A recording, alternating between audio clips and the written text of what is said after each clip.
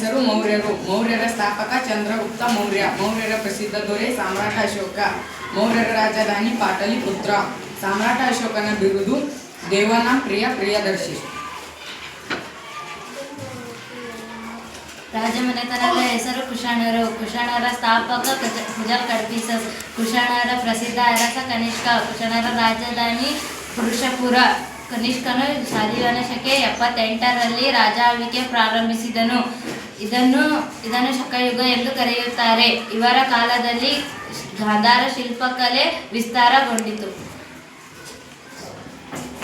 ರಾಜಮನೆತನ ಗುಪ್ತರು. ಗುಪ್ತರ ಸ್ಥಾಪಕ ಶ್ರೀಗುಪ್ತ. ಗುಪ್ತರ ಪ್ರಸಿದ್ಧ ಅರಸ ಸಮುದ್ರಗುಪ್ತ. ಗುಪ್ತರ ರಾಜಧಾನಿ ಪಾಟಲಿಪುತ್ರ.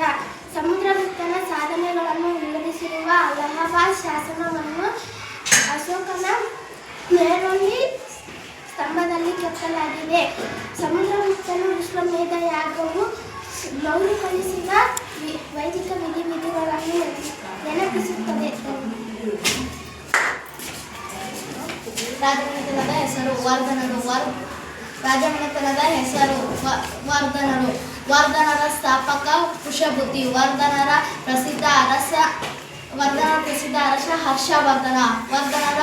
ವರ್ಧನರ ರಾಜಧಾನಿ ಖಾನೇಶ್ವರ ಮತ್ತು ಕನೋಜ್.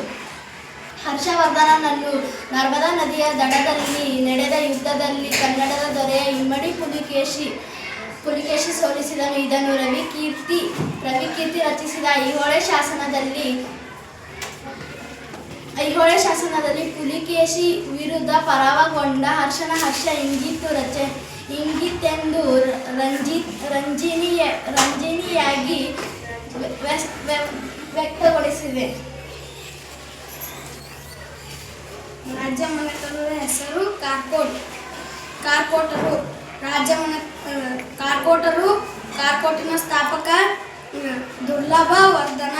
ಕಾರ್ಕೋಟಿನ ಪ್ರಸಿದ್ಧ ಅರಸ ಲಲಿತಾದಿತ್ಯ. ಕಾರ್ಕೋಟಿನ ರಾಜಧಾನಿ ಪರಿಹಾಸಪುರ. ವಸುಗುಪ್ತ ಇವರ ಆಡಳಿತದಲ್ಲಿ